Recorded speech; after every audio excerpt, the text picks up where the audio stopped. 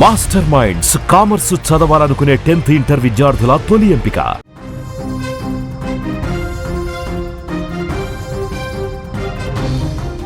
తమిళనాడులో ఇక అస్సలు సిసలు రాజకీయం మొదలైంది. నిన్న టీవీకి అధినేత విజయ్ దళపతి ముఖ్యమంత్రిగా ప్రమాణం చేసిన తర్వాత నేడు అక్కడ అసెంబ్లీ సమావేశాలు కూడా మొదలయ్యాయి. అంటే గెలిచినటువంటి ఎమ్మెల్యేలందరూ కూడా ప్రమాణం చేస్తున్నటువంటి కార్యక్రమం కొనసాగుతుంది తమిళనాడు అసెంబ్లీలో. ఈ నేపథ్యంలో డిఎంకే అనూహ్యమైనటువంటి నిర్ణయం తీసుకుంది. దీంతో తమిళనాడు అసెంబ్లీలో ఇప్పుడు ఇద్దరు హీరోలు బహాబాహి దిగబోతున్నారు. అంటే రాజకీయ పరంగా ఒకవైపు టీవీకి అధినేత విజయ్ దళపతి హీరోగా తను ముఖ్యమంత్రి పదవిలో ఉంటుంటే, డిఎంకే పార్టీ నుంచి ఉదయనిధి అంతకుముందు సినిమాల్లో నటించినటువంటి హీరో తను ఇప్పుడు ప్రతిపక్ష నేత, శాసనసభ పక్ష నేతగా ఇప్పుడు అసెంబ్లీలో తన క్రియాశీలకమైనటువంటి పాత్ర పోషించనున్నారు. మాజీ ముఖ్యమంత్రి స్టాలిన్ తన నియోజకవర్గం నుంచి ఓటమి పాలైనటువంటి తర్వాత అంతకుముందు డిప్యూటీ సీఎంగా ఉన్నటువంటి ఉదయనిధి ఇప్పుడు అక్కడ శాసనసభ పక్ష నేతగా ఎన్నుకున్నటువంటి పరిస్థితి ఏర్పడింది. ఉపనేతగా సీనియర్ నేత కేఎన్ నెహ్రూ, పార్టీ విప్గా ఈవి వేలును నియమించారు డిఎంకేకు సంబంధించి. సో ఇటీవల ముగిసినటువంటి తమిళనాడు అసెంబ్లీ ఎన్నికలలో ఏ పార్టీకి సంపూర్ణ మెజారిటీ లభించలేదు. 108 స్థానాలతో అతిపెద్దగా పార్టీ అవతరించిన తమిళగా వెట్రి కలగం ప్రభుత్వ ఏర్పాటుకు అవసరమైన మ్యాజిక్ ఫిగర్ను అందుకోలేకపోవడంతో వివిధ పార్టీల మద్దతుతో, డిఎంకే కూటమిలోని పార్టీల మద్దతుతో టీవీకే నిన్న ముఖ్యమంత్రిగా అధినేత ప్రమాణం చేయడం జరిగింది, ప్రభుత్వాన్ని ఏర్పాటు చేయడం జరిగింది. దీంతో డిఎంకే నుంచి బయటకు వచ్చిన కాంగ్రెస్ టీవీకే మద్దతు ప్రకటించింది. ఆ తర్వాత సిపిఐ, సిపిఎం, విసికే, ఐయుఎంఎల్ పార్టీలు కూడా నటుడు విజయ్ నేతృత్వంలోని ప్రభుత్వానికి బయట నుంచి మద్దతు ఇస్తున్నట్లుగా తెలిపాయి. దీంతో 234 స్థానాల అసెంబ్లీలో విజయ్ సులభంగా మెజారిటీ సాధించి ఆదివారం చెన్నైలోని జవహర్లాల్ నెహ్రూ ఇండోర్ స్టేడియంలో ముఖ్యమంత్రిగా ప్రమాణ స్వీకారం చేశారు.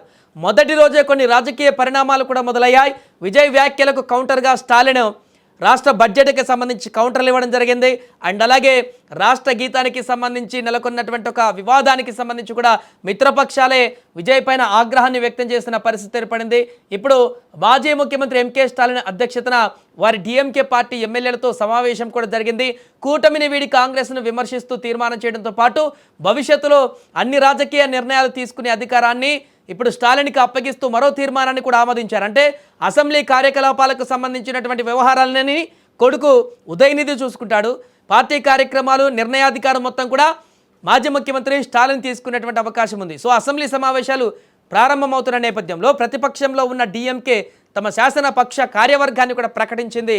దీంతో తమిళనాడు అసెంబ్లీలో ఒకేసారి ప్రతిపక్షం, అధికార పక్షం, సభాపతి, ఉపసభాపతి ఇద్దరు కూడా ఇండస్ట్రీకి సంబంధించిన వారు, సినీ స్టార్స్, హీరోలే కావడం ఇప్పుడు అక్కడ రాజకీయ పరిణామాలన్నీ కూడా ఆసక్తికరంగా మారాయి. ఇప్పుడు రేపు అసెంబ్లీలు చర్చల్లో భాగంగా ముఖ్యమంత్రి విజయ్ మాట్లాడేటువంటి మాటలు, అతను తీసుకునేటువంటి నిర్ణయాలు, శాసనసభ నేతగా, అదేవిధంగా నాయకుడిగా, అదేవిధంగా ఉపనేతగా ఉన్నటువంటి శాసనసభ పక్ష నేతగా ఉన్నటువంటి ఉదయనిధి ఇప్పుడు ముఖాముఖి తలపడేటువంటి అవకాశం ఉంది.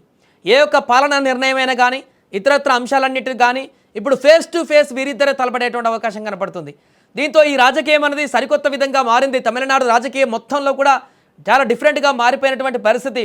రాజకీయ పార్టీలకు సంబంధించినటువంటి కరడుగట్టినటువంటి రాజకీయ నేతలు కాకుండా కేవలం సినీ గ్లామర్స్ ఉన్నటువంటి నేతలే, హీరోలుగా ఉన్నటువంటి స్టార్సే, వెండి తెరపై వెలిగినటువంటి హీరోలు ఇప్పుడు తమిళనాడులో ప్రతిపక్ష నేతగా, అధికార పక్ష పార్టీ నేతగా ముఖ్యమంత్రి, అదేవిధంగా శాసనసభ పక్ష నేత వీరిద్దరే కీలకం కావడంతో ఇప్పుడు తమిళనాడు రాష్ట్ర రాజకీయాలంతా కూడా సినీమయం అయిపోయినట్టుగా మారుతుంది.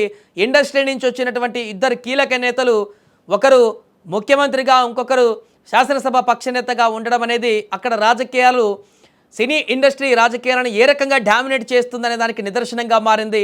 ఏదేమైనా ఒకవైపు ఉదయనిధి అభిమానులు, డిఎంకే అభిమానులు, మరొక వైపు విజయ్ అభిమానులు ఆసక్తిగా గమనిస్తున్నారు.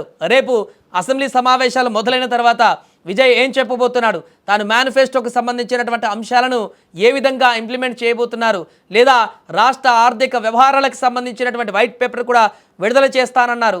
అలాంటి సందర్భంలో గత ప్రభుత్వానికి సంబంధించిన విమర్శలు విజయ్ చేస్తే దానికి కౌంటర్గా ఇప్పుడు శాసనసభ పక్ష నేతగా ఉన్నటువంటి ఉదయనిధి ఏ రకమైనటువంటి కౌంటర్ అటాక్ చేయబోతున్నారు. ఇద్దరు హీరోలు ఎట్ ఏ టైం అసెంబ్లీలో ఫేస్ టు ఫేస్ వాగ్వాదాలు వాదోపవాదాలు చేసుకునేటువంటి పరిణామం ఏ రకంగా మారబోతుంది రాజకీయంగా అనేది కూడా ఆసక్తికరంగా మారింది. ఏదేమైనా తమిళనాడులో నెలకొన్నటువంటి రాజకీయ పరిస్థితులు అనేది కొన్ని దశాబ్ద కాలంగా వస్తున్నటువంటి సాంప్రదాయానికి భిన్నమైనటువంటి పరిస్థితులకు దారి తీసేలాగా కనిపిస్తుంది. చాలామంది రాజకీయ విశ్లేషకులు కూడా అదే చెప్పుకుంటున్నారు.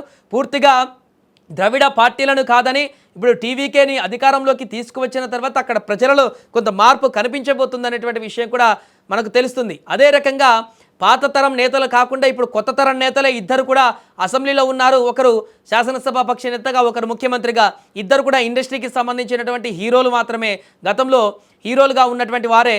సో ఇండస్ట్రీకి సంబంధించిన వారే కావడంతో వీరిద్దరు కూడా యంగేజ్లో ఉన్నటువంటి వ్యక్తులే కాబట్టి వీరు ఏ రకంగా శాసనసభలో క్రియాశీలక పాత్ర పోషించబోతున్నారు, ఏ రకంగా తమిళనాడు రాష్ట్ర భవిష్యత్తుని ముందుకు తీసుకువెళ్ళబోతారు అనేటువంటిది అంశమైతే ఇప్పుడు చర్చనీయాంశంగా మారింది.